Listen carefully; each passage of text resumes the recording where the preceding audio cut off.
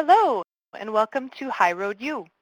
At the U, HighRoad's solution believes that modern learning is all about being multi-channel, multi-format, and user-centric. We are creating educational content based on the content you want. Be sure to check out our future program schedule by clicking on the HighRoad U resources link in the special links box on the right-hand side of your screen. We are pleased to present today's Bluewebinar entitled Virtual Learning, Webinars, Hybrids, Events, and so much more with Jeff Baker, Director of Conferencing Services. My name is Jenny Lassie, and I'll be your moderator today. Today's presentation will last approximately 60 minutes and include a specific answer and question period at the end of the session.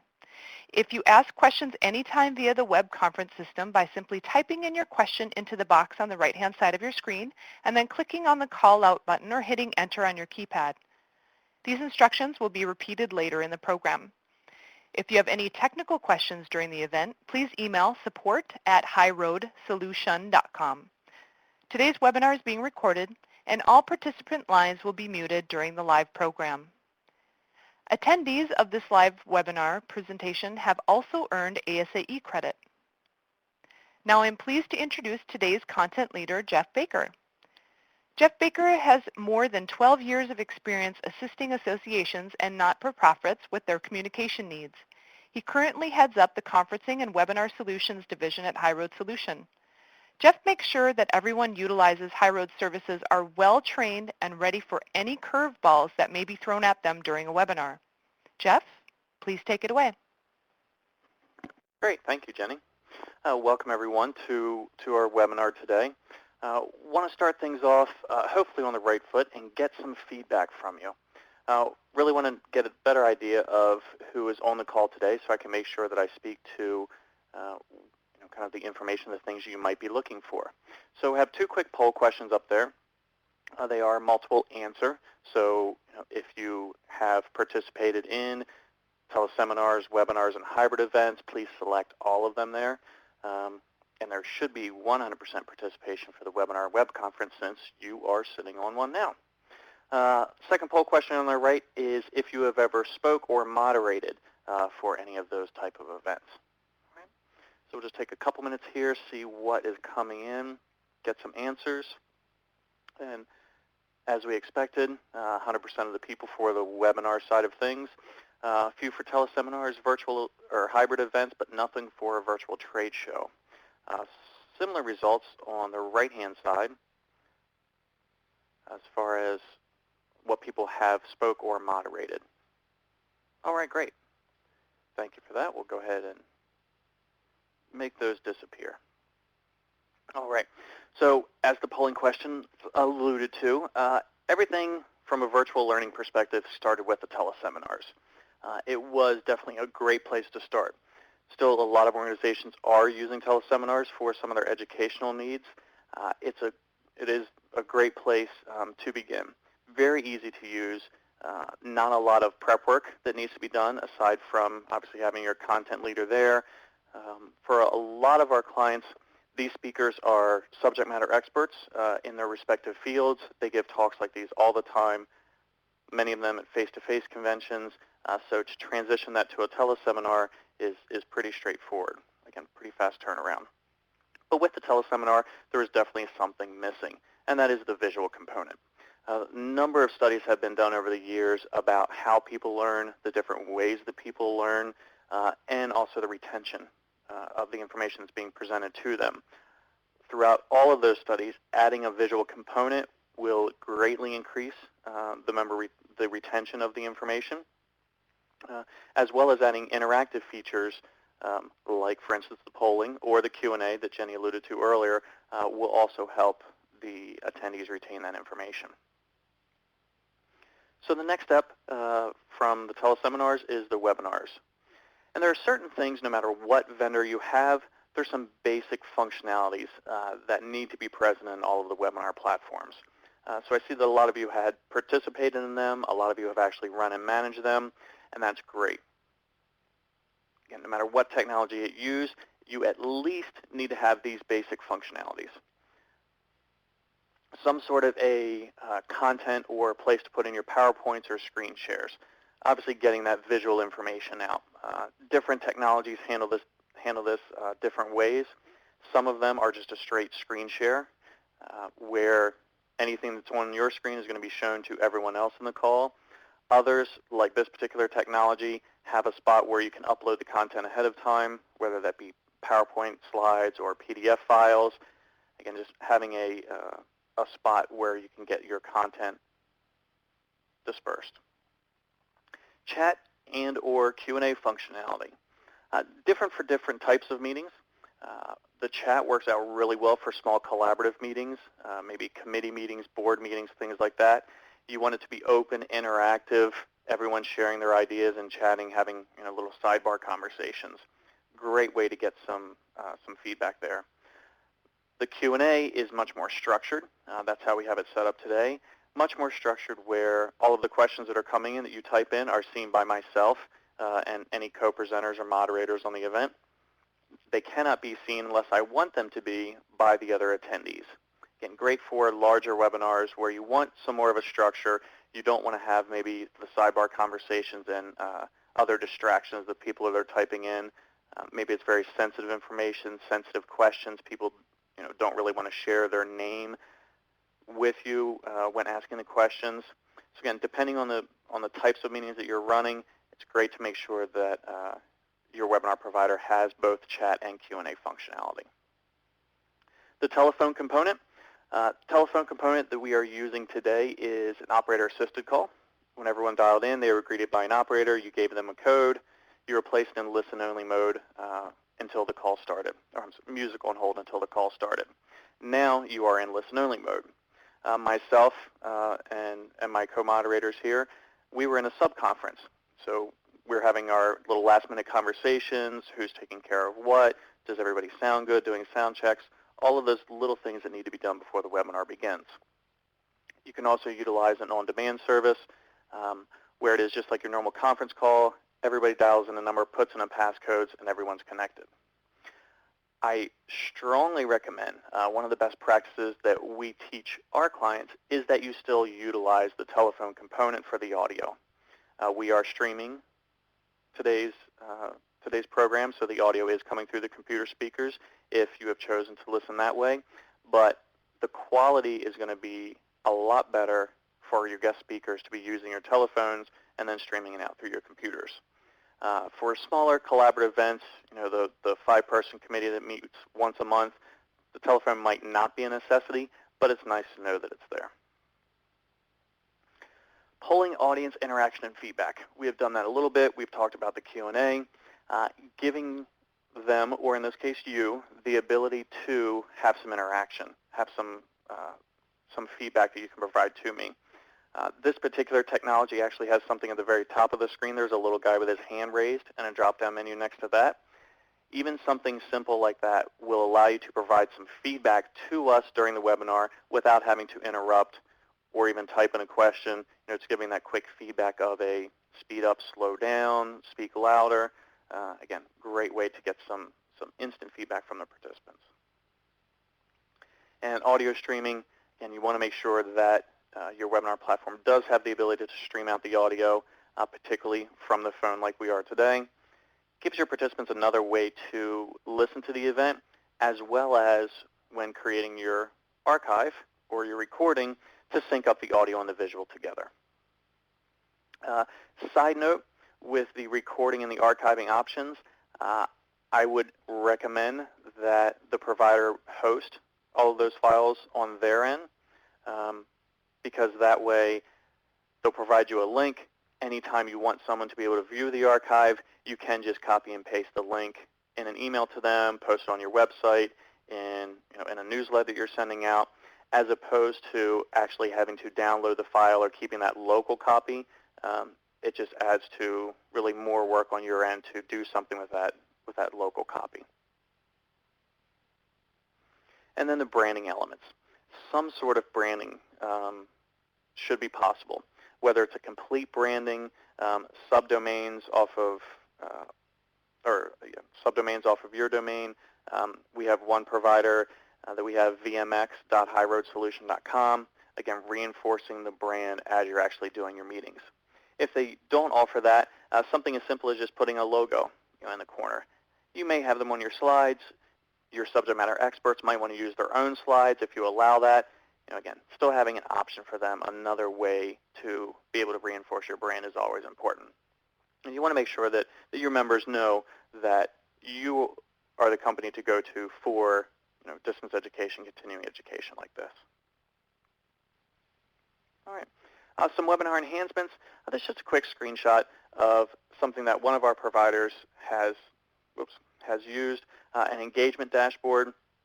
It's a great way to kind of see who's paying attention for the webinar, how many people are responding to the polling questions, the Q&A, have you been answering them, are you kind of staying on top of that? Things like that. It's a great way just to get that quick snapshot of what's actually happening in your meeting. So at this point, while it is up on my screen, my engagement dashboard, I'm not staring at it. I'm not wondering why it's changing from 65 to 70 or vice versa. It's just there as a quick view of what's happening in my meeting. All right. And always important, the access, making sure that attendees can connect into your webinar. This particular technology and a few others that we actually, some of our clients are using, is Flash-based. The reason we use Flash-based and why the overwhelming majority of our clients are using one of our Flash-based tools is the ease of use, getting people connected. As you joined in today, hopefully there were no downloads or plugins that you did not need to update your Flash player, which would be the only thing you would need to do. It is backwards compatible to, I believe, back to 7.0. They're now on 10.2 as far as Flash. So again, just casting the widest net possible to make sure that your attendees can get into your webinar. No matter how great the technology is, no matter how many features and functions and bells and whistles it may have, when you're looking at vendors, it really doesn't matter. If your participants cannot get into the meeting, if your attendees can't log in, then it really doesn't matter how cool it is. Ultimately, and we realize this wholeheartedly, even though we are webinar people, we realize it's not about the technology. It's about the content. You shouldn't be thinking about or have to think about the technology when running a webinar. It should be all about the content, and that's what you and your guest speakers need to focus on.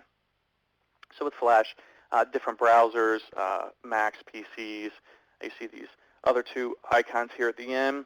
About mobile devices and tablets, and that's something that you definitely do not want to forget. So whether someone's viewing it on their computer or on a tablet on their phone, you want to make sure that they have access to it, that they can still get the content. One of the biggest downsides to Flash that has recently come about is that iPads and iPhones do not support Flash. There are a couple ways around that. You can actually purchase in the App Store a Flash-enabled browser. So for between like $3 and $7, you could purchase one of those browsers and participate just like you normally would. Or, as with most things, there is an app for that. So you want to make sure that your webinar provider has an app so that people can participate with their mobile devices. And make sure, obviously, that it is intuitive, that there is a differentiated experience between what they're seeing on the desktop, what they're seeing on a tablet, as well as on their phone. You really just don't want it to be okay, we're going to run a screen capture of everything that's happening on the screen and just make it smaller to put it on a tablet or on a phone. That's not acceptable. You want to make sure that they are familiar with the technologies, that there is a differentiated experience for them.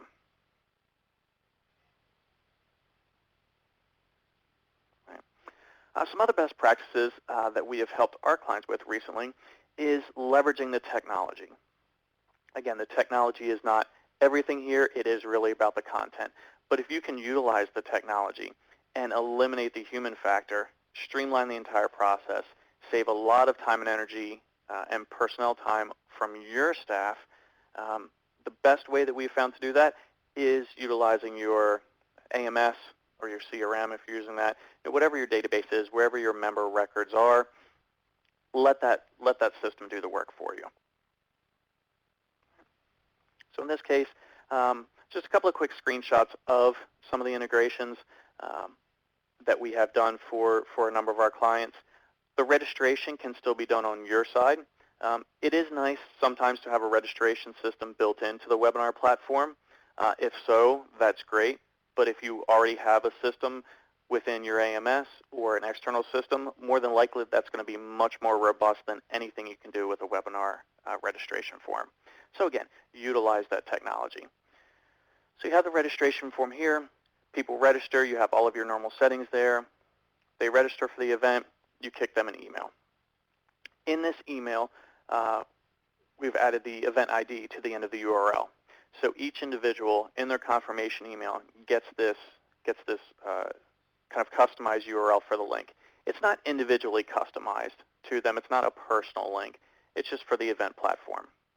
When they do, they come to an intermediary page, dynamically creating the title of the events for them. They can log in with their username and password and actually log into the event. If this is a free event, it's not a members-only event, or you may be using it for lead generation, you can have them just log in with an email address or accept just an email address, have them log in and have it automatically pass them through. If it is a members-only event or maybe a paid event or you're offering CE credits, some sort of a continuing education credit, you can utilize the single sign-on where they log into their account with your websites or your AMS's login information, login credentials, put in their username and password, and hit login. If it does not recognize them, it will let them know. If it does recognize them, but they are not logged into the event, it will also let them know, can redirect them back to a page where they can actually register for the event. If everything is good, they say, okay, you've passed all the tests, you can actually get into the meeting, you can get into your webinar, have them participate that way, and then at the end of the event, back in the AMS, it can give them a notice that they have attended the event, which can then trigger a thank you email. Thank you for participating in our event today. We're glad you can make it. Hope you got a lot of information out of it. Here's a link to the archive to review it at your leisure. Or if it is not checked, it can still trigger that message. We realize that you did register for the event. You have not attended. Hey, we're sorry we missed you. Here's a link to the archive. Let us know if you have any questions about it. If you are offering any kind of CE credits, things like that, we can certainly work with that where you can actually track the time that they've logged into the event, the time that they logged out. So if they need to be on, let's say, a 60-minute event for at least 45 minutes in order to be able to earn credits, all of that can be tracked, as well as with the polling questions. I, in this particular presentation, have 4 polling questions. So in order to, let's say, get any sort of credits for the event, you need to answer at least 3 of them. So that means that you're paying attention. You didn't just log in, walk away, go to lunch, minimize it and do whatever you need to do. If you need to make sure that they're interactive and have all of that tracked as well, again, all of that information can be back into your AMS. And then from there, you can do whatever you need to with the data. All right. Some other best practices for any presentations that I do, any trainings, any demos, any time that I'm talking to clients, always have some sort of best practices. A lot of them will just give verbally, some back and forth during the event, but there's always this slide talking about webinar best practices. Some of it is just meetings in general. If you're going to be on a conference call, don't want to be disturbed, silence your cell phone, put up a do not disturb sign. But also, these are good in case something else happens. So this takes us to our next polling question. And I'll bring those up here on the screen. And that is, do you have a backup plan? Well, that one just disappeared. 1 second.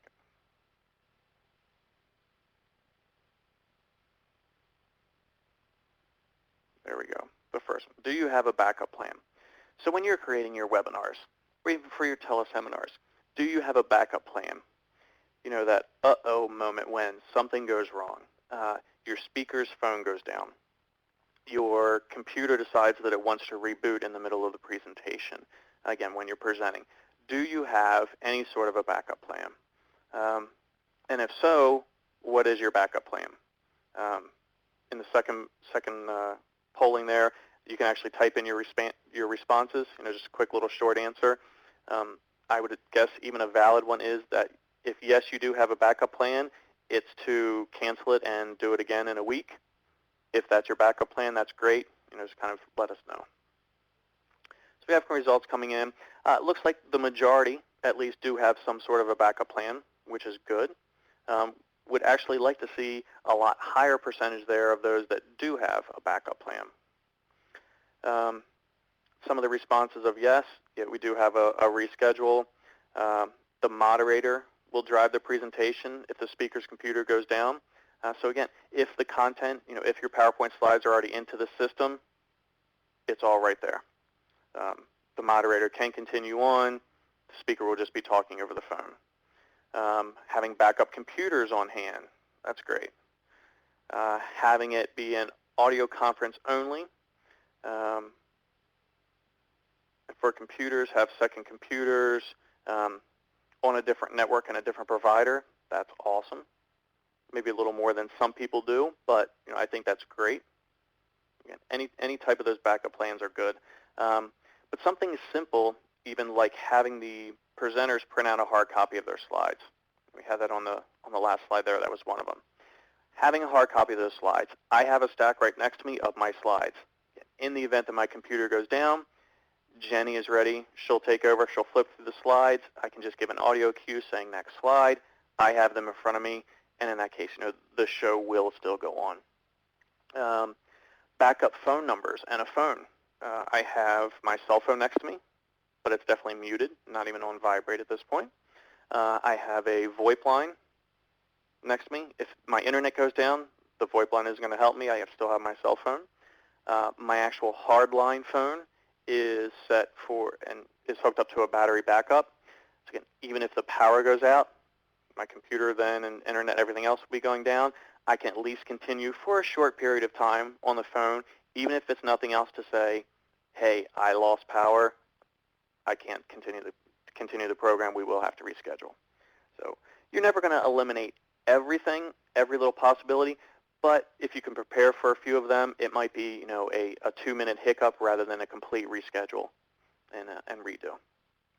As far as the backup phone numbers as well, having a secondary audio conferencing provider. Hopefully the one that you're currently using is good. Hopefully they work and they don't have any downtime. But there are unforeseen things. Hurricane Sandy comes through and takes out your conference center. Or just a normal glitch, something happened, we're not really sure what it is. In the event of a live webinar, I don't really care what the issue is. I just want to keep going. I want to keep everything going. So if the phone were to die down, I have a backup phone number and passcodes that I can actually put into a notepad and bring it out for you or into the Q&A somewhere to let you know, hey, we've dropped the audio. It's not just my phone. It's something larger than that. Let's dial into this different phone number. Someone talked about backup and redundant internet connections. For me, I have a backup webinar technology. This is a little screenshot of one of our other webinar platforms where I have this meeting already scheduled. It's there. Again, if this technology were to fail, completely collapse, on the phone I can say, hey, we're sorry about that. Let's type in this URL, type in this meeting ID, and continue on with the webinar. Again, hopefully none of these things happen, but it takes maybe 15 minutes to have these backup plans in place. It probably takes longer to actually print out the slides than it does to set up any of these other contingency plans. But again, it's great and nice to have that backup, and it makes it a little less stressful for me as the host of the event, someone that's setting up, but also for the speakers. Knowing that they're working with a professional organization, you have everything under control, you're ready in case something does go wrong. All right. As we go along this kind of roadmap here of the Tele-Seminars, the webinars or web conferences, sometimes you can call them webcasts. The next step up would be the hybrid events. So hybrid events are when you have a face-to-face meeting, whether in a conference center, in a hotel, just in your office if you have a meeting room there. You're a little bit restricted by space, but you want to add and offer the content to a virtual audience as well. Right? Number of factors or reasons for it. A lot of people may want to participate, but they can't be out of the office for 3 days. It might only be a one-day meeting, but unless they're taking 2 red eyes, they're going to have some extra time out of the office, and maybe they just can't do that. Maybe it is a little bit of a busy time for them, or some important projects. They just don't have the time to take the 3 days, but they really want the content. That half day of content, they would really like to get it. How else can you get it to them? Cutting the budgets on travel. Again, a number of different reasons why they might not be able to, but this will still allow them and give them another option to be able to participate in the event. And that's what we like to call the hybrid events. There's just a couple of screenshots of a hybrid event. A video, the top left-hand corner, the PowerPoint slides on the right, or just a larger video. Again, depending on the types of the events that you're running, what information you're being presented, different options might work out better for you there. This is actually a few screenshots from our first annual HighRoad users group that we had back in July. In this case, we actually had it at ASA headquarters, and they had a capacity limit of 100 people for this particular room. So we capped it a little bit shy of that, but we still had, again, people that wanted to participate either were not able to because they were not in the DC area, or they did not want to come and fly into the DC area, or once we were filled up, they still wanted to participate, get the content, but we didn't have any more room. We opened it up virtually as well. We had around 50 virtual attendees. And a few of the things we did that feel definitely added to this is keeping it engaged, keeping it interactive. This was a almost full-day event. So to have someone sit at their computer for a full day is sometimes very difficult. For them, they really need to tell everyone that they're out of the office, they're not around, don't bother me, don't talk to me, I'm not here mentally, although I might be there physically, and really concentrate on being in the event and being at the event. So making it interactive, giving them some ability to participate adds to that. So we had some, when the Q&As were typed in, we were reading some of those questions aloud to the live audience, as well as taking the live audience questions. We had Twitter walls on both sides of the room to increase the interactivity between the virtual and the live face-to-face group. So, they could carry on their own kind of sidebar conversations via Twitter, talk about what they're learning here, provide their own experiences that way. Again, all of that wrapped into the learning environment.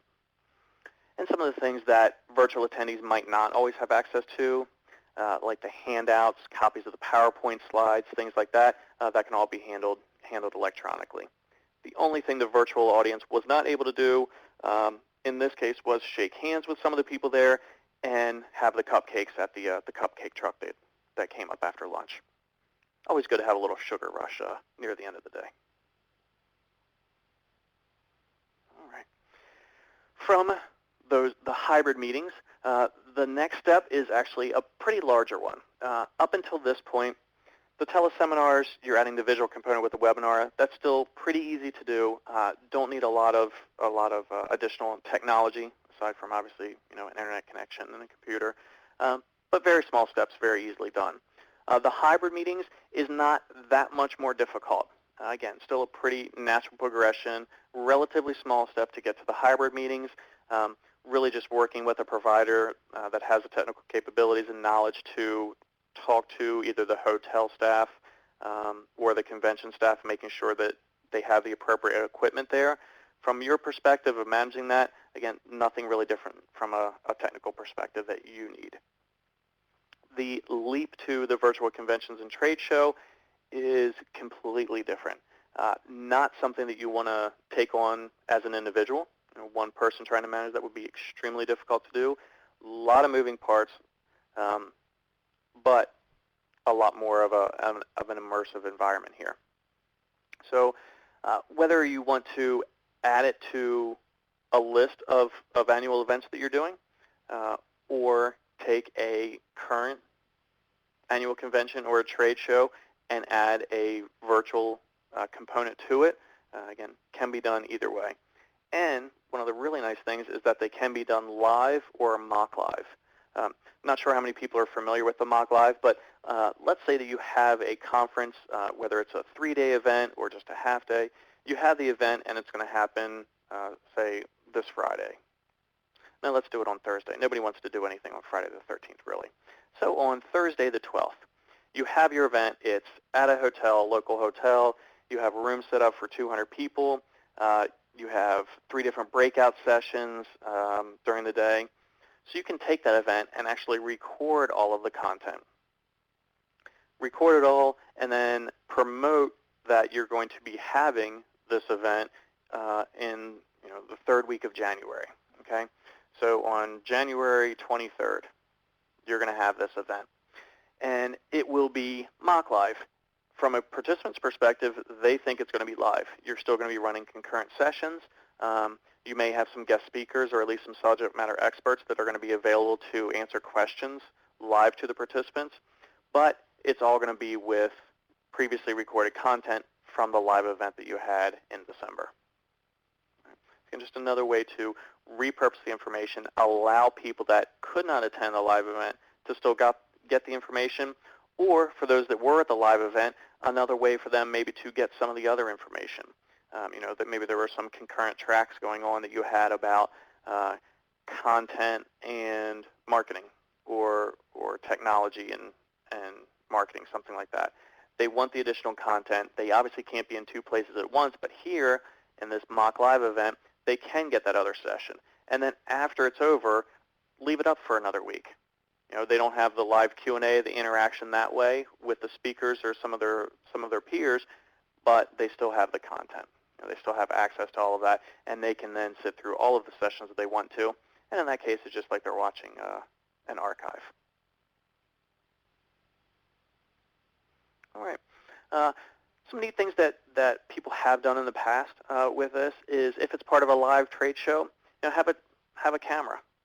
Just have a little webcam set up around different sections over the trade show floor, maybe in some of the breakout sessions, the keynote speaker, just webcams. It helps give people the feeling of, hey, I get to see the interactivity, the buzz that's happening there, what might be hot, what might not be, and just a nice way to kind of help give them the feeling that they were there.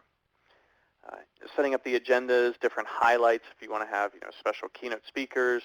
If there are certain people, maybe you want to offer these as paid spots to be part of the highlighted section. You can have exhibitor booths.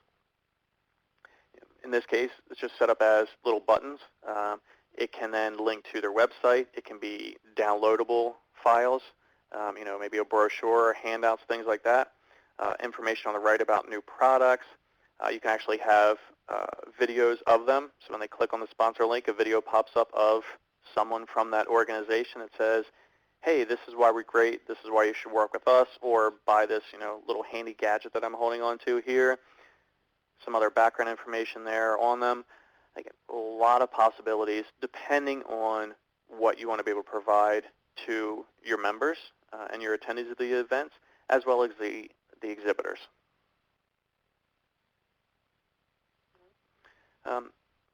Other options, other things, have one there with a kind of a schedule on the left, some links on the right, taking them to different sections. And obviously integrations, we talked about it briefly with making sure you're able to help them out with their mobile devices. And a lot of that, because they are on mobile devices, tied to the social sharing, making sure that you have ways that they can post the information on Facebook, again, talk about what they've learned on Twitter, link to some great articles on LinkedIn, things like that. Some sort of integration to social media is, at this point, I would say, a definite must for any type of a collaborative platform, whether it be webinars, hybrid meetings, or the virtual events and trade shows. All right. I want to take a couple minutes. Some of the common questions. We're not quite ready for the Q&A yet, but these are things that we hear time and time again. So just want to kind of hit a few of them. Maybe you have had these questions in the past. Maybe you haven't or haven't even thought about it yet. And the answers, like this first one, are going to vary widely depending on your base. The best time to have one, the time of day, the time of week, Is it better to break it out into, let's say, 3 hourly sessions, maybe over a lunch hour versus just one morning out of the day? There is no hard-hitting evidence that one is better than the other. Traditionally, a lot of webinars happen on Tuesdays, Wednesdays, and Thursdays. So again, that might work out really well for your organization. Others might say, hey, those are already busy days. They're busy work days to begin with, because if most people are going to take a day off, extend their 3-day weekend, or their weekend of 3 days, it's going to be a Monday or Friday, so they do all the content Tuesday, Wednesday, Thursday. But they're in their office. It's already busy. They're already participating in other events. So I'm going to do mine on a Monday, or I'm going to do it on a Friday. Again, depending on the content, depending sometimes even on your speakers, what might work best for them. If they're a really dynamic speaker, they're funny, everybody enjoys them, a lot of people know them, they're a great keynote, and you want it to be a fun time, maybe a Friday afternoon is a better spot for you instead of a Tuesday at 2 o'clock Eastern. If you have an international audience, again, how to handle that. Do you try and do one event and inconvenience some people? Do you run the same event twice? Do you just offer an archive with a live Q&A? Again, all of these things that you want to discuss with your providers, see how they're going to handle it, see how flexible they are and the technology, and see what's going to work out best for you.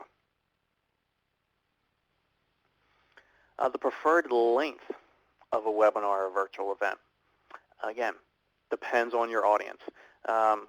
We actually had a lunch and learning series with ASAE this past year. We're doing it again for next year regarding emails, campaign email, different types of emails, deliverability, responsive design, and those were specifically designed around the lunch hour for the participants to take a little bit of time out of their lunch and participate in this webinar. For those, they were 30 minutes. They were quick, hard-hitting, 15 or 20 slides, quick bullet points.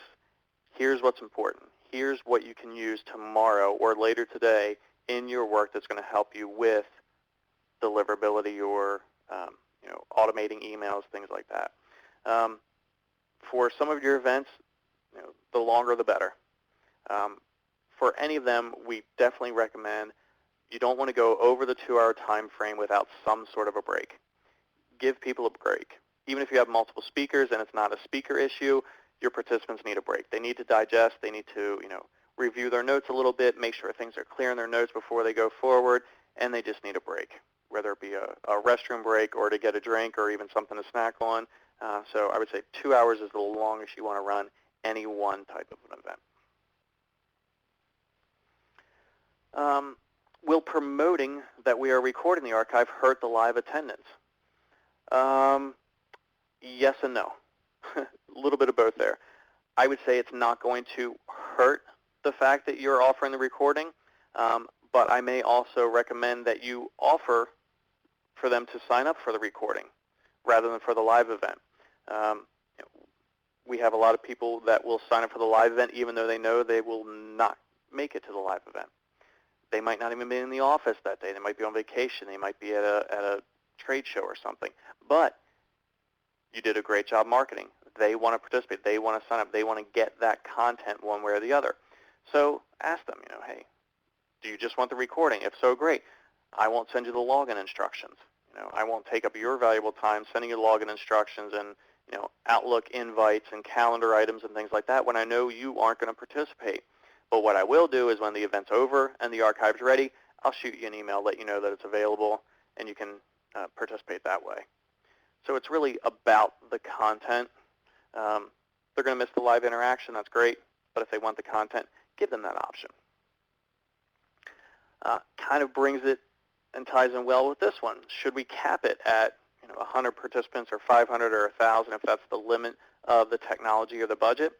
Again, if you're only offering one registration option, and that's sign up for the webinar, and you have a cap at, again, wherever that stands, 100, 200, 5,000, whatever it is that a limit of the technology?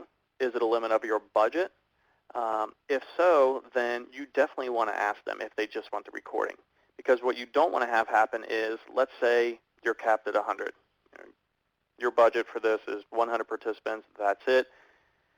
If you have 100 people register and then you shut it down and you only have 62 people show up, that's not great. I think you missed out on a lot of people being able to participate in the event and getting the content.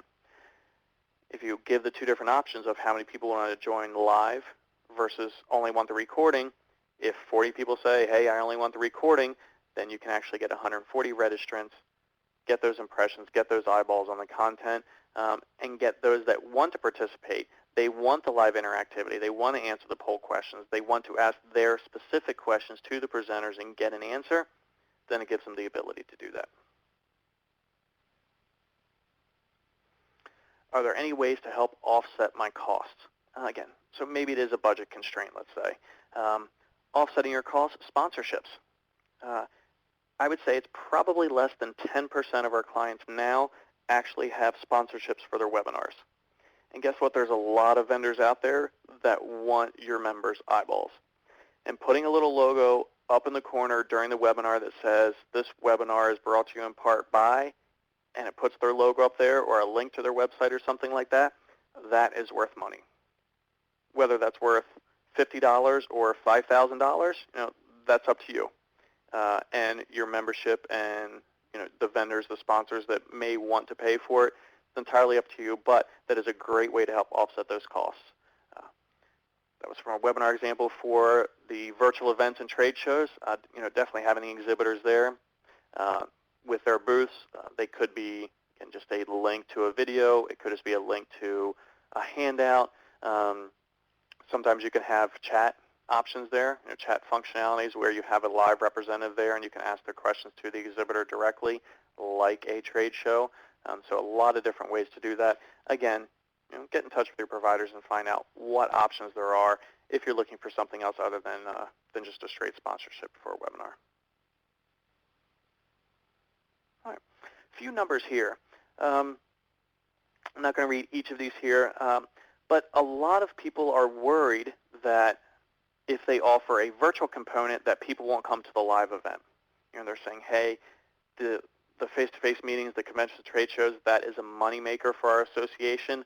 We can't cut into that. If we offer it virtually, then we're going to lose 30% of our attendees. They're not going to come. They're just going to sit at their desks and do it that way. And actually, the complete opposite has been true. For years and years now, some of these are a couple years old, but it definitely hasn't changed. A lot of people, that's kind of their entryway, maybe into your association or into the trade show. They figure, hey, I can't spend the $500 to attend it as well as the $1,000 it's going to cost me for flights and hotels and car rentals or anything else. So I just want to kind of see what it's about. I want to dip my toe in the water. I'm going to attend virtually. It might be half the price. It might be full price, but I don't have to spend on the hotels and the flights and things like that. It saves me an extra day or two of travel. I'm going to participate that way and see if I like it. And then they do, and then they realize, hey, this is good. I learned a lot. I need to get there next time, because the one thing that they miss out on is that face-to-face interaction, those handshakes, meeting people. And for a lot of the people that attend these events, there is definitely that social aspect of it after the trade show, the convention ends, at the hotel bar or otherwise. Those interactions are something that unfortunately have not been able to be duplicated from a virtual component yet. But it does not hurt your live attendance. If anything, it is definitely going to increase it, if not that year, in the future years. So, kind of an overall, what can they do? And this is all virtual events, not just teleseminars or hybrid events, just all of them. Extending the life of your event, giving you other content that you can then maybe remarket or reuse or repurpose to your audience, to your attendees.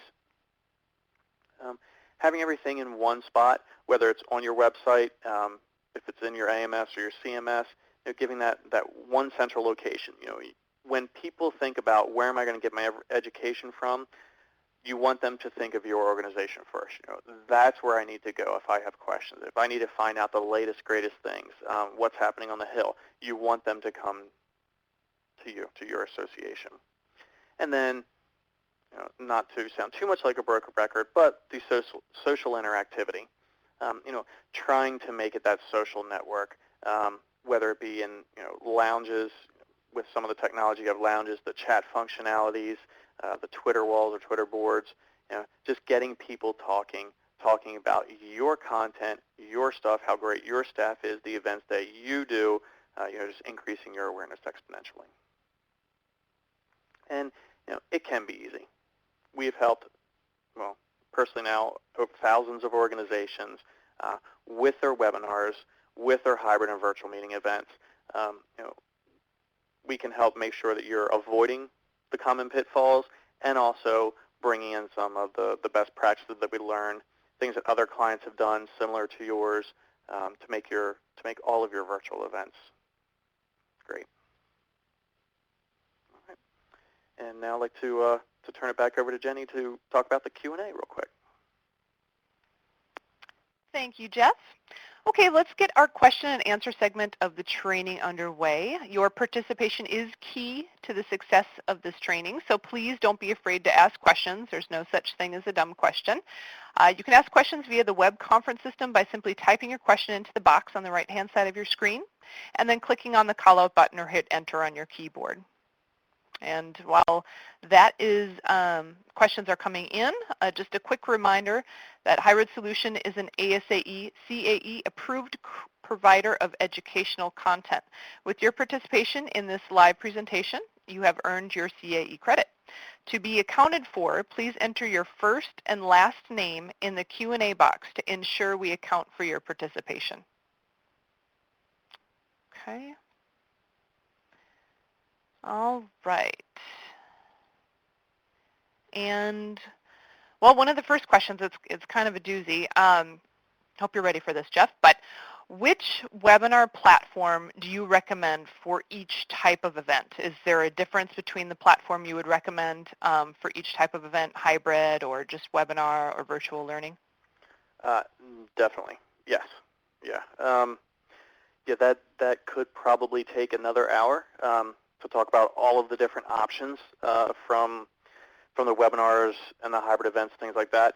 It really is finding the best fit for you. For instance, we actually work with 7 different web conferencing providers. So depending on your particular meeting needs, whether it's size restraints or technology restraints, what you're showing or sharing. If you have a lot of video, some technologies work okay with video, others are horrible at them. Again, it's really just working on a specific client or meeting need basis to find the appropriate technology. Well, you don't want to change technologies for every meeting that you have. There's definitely a lot of advantages with some consistency there, but there is not yet a one-size-fits-all. There are some superior web conferencing platforms or superior virtual meeting or hybrid event platforms, but they still don't meet all of the needs for all of the clients. And then obviously there's also the budgetary perspective.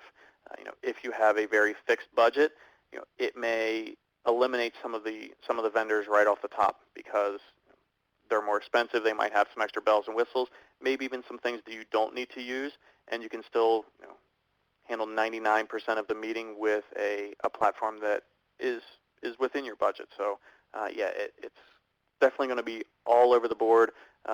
Wish I could give a little more solid answer than that, but aside from them being flash-based, that's a good place to start.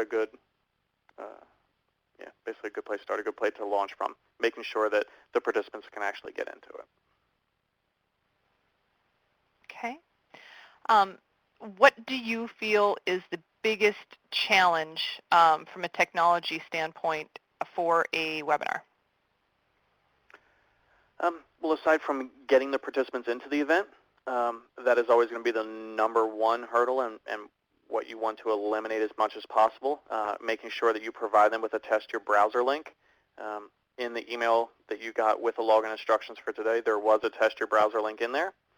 Not sure how many people actually clicked it, and honestly, it doesn't really matter as long as everyone can get into the event. But for those that are worried about it, definitely have a test your browser link in there. Aside from that, it's really just you, from a staff perspective, getting in and getting familiar with the technology. Going through a training or refresher trainings or, kind of a 202 type of a level training with some of the advanced features, it's really like a lot of anything else that you're doing. The more you're in it, the more you're practicing, the more you're playing around with it, the more comfortable you will be. Little hiccups along the way won't bother you. If all of a sudden you can't see the questions for some reason, it's not the end of the world. There's a way to bring them back up. It's very easy. When my poll question disappeared, okay, I hit the share pod. It covered up my poll question. I'll just need to bring it back up. Getting your staff familiar with the technology, the product, how it works, and more importantly, how you specifically as an organization run your meetings, that's going to be the most difficult thing. And it should be more than one person on your staff that knows how to use it. In the event that you are out, you're stuck in a snowstorm, which has happened around the D.C. area pretty often here the last couple weeks, just make sure that a few people know how to use it or are familiar with it. So in the event that something does happen, another person can jump in, even if it's from logging in from home, can jump in, run the meetings, and make sure, again, that they're going to go off with as few of hiccups as possible. Okay. All right, next question is kind of stems from a comment, and the comment was, another benefit of using the phone in addition to streaming is that some people may choose to participate via telephone and not utilize online visual benefits. And so that brings up the question, if the participation is being tracked, can that be tracked if they were only accessing the webinar through calling in to the audio line? Sure, and that is a great point. Not everyone may want to participate in the visual component. Hopefully they would, but they may be traveling. They might be listening in their car.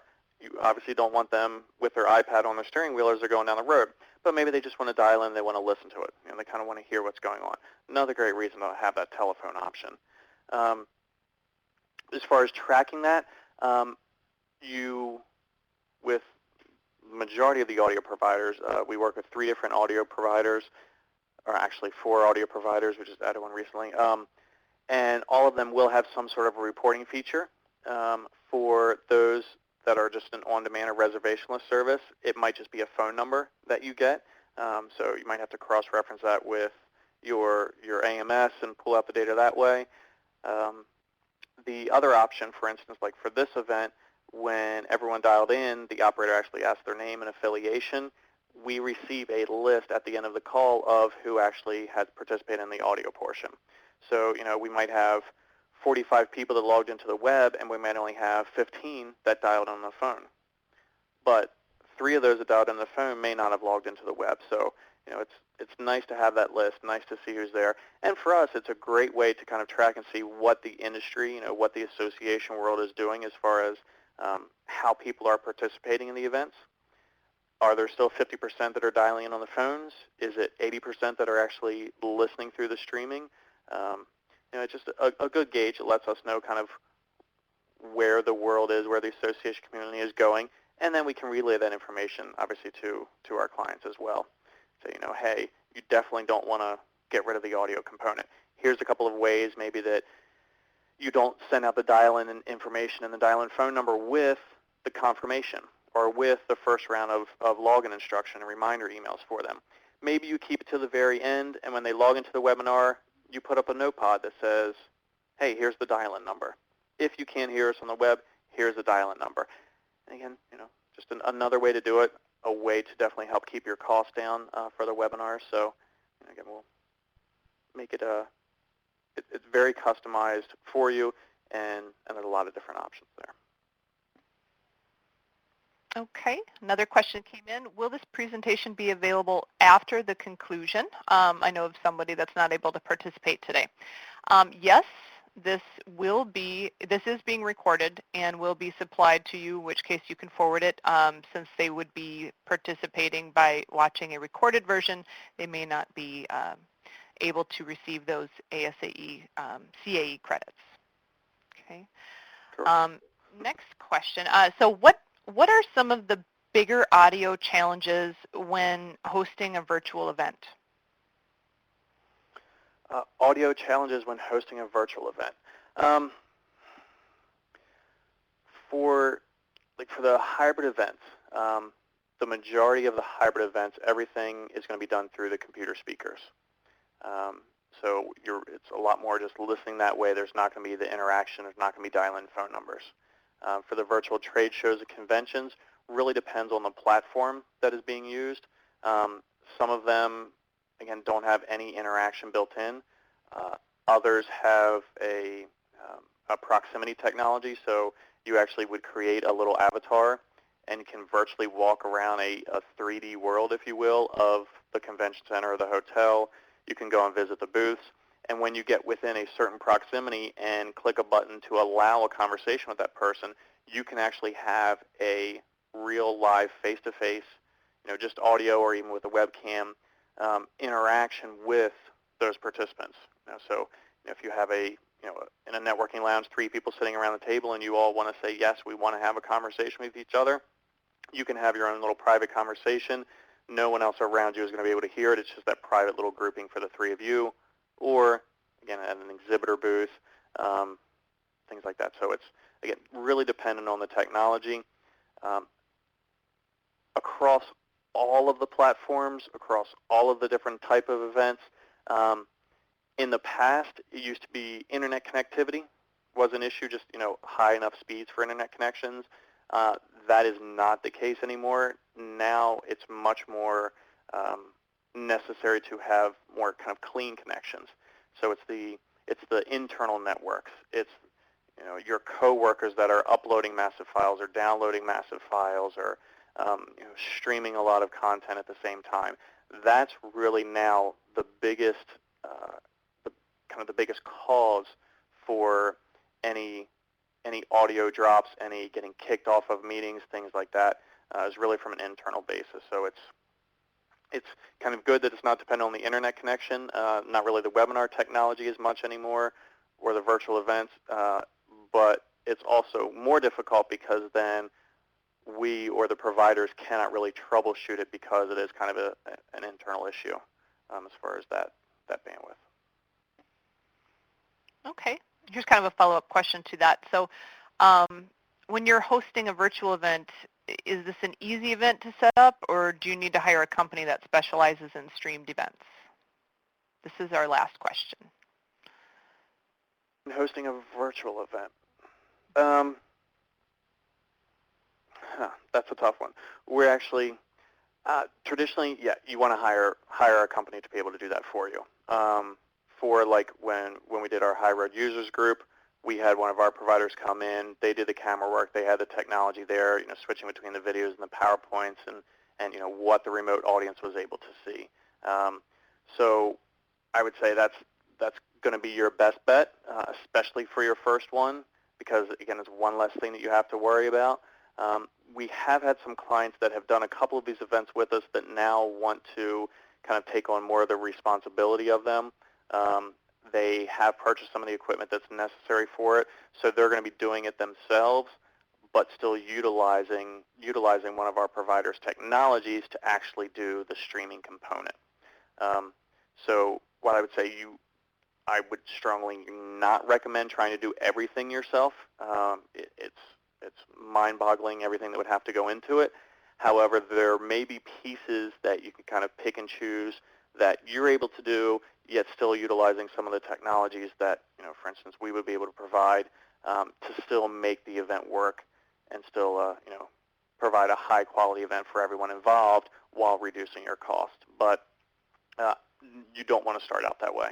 Again, because of all the other moving pieces, you want to get a few of them under your belt, understand exactly what really needs to go into it, and also some of the, maybe the different technologies, the different pieces of equipment that you can purchase to make the events as high quality as they are when a professional organization would come in and run them. Okay. Great, thanks. There are a few more questions that came in.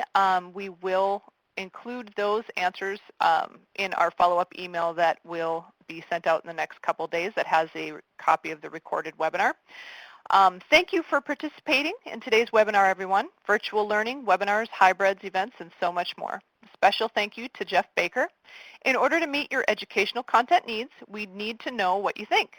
Please take a moment to complete a short survey located in the links box. If you have any additional questions or comments, please email us at support@highroadsolution.com. Today's session was recorded. You will receive an email within the next few days with the link to the webinar recording. And today's webinar is copyrighted by HighRoad Solution with all rights reserved. This concludes today's program. Thank you. You may now disconnect.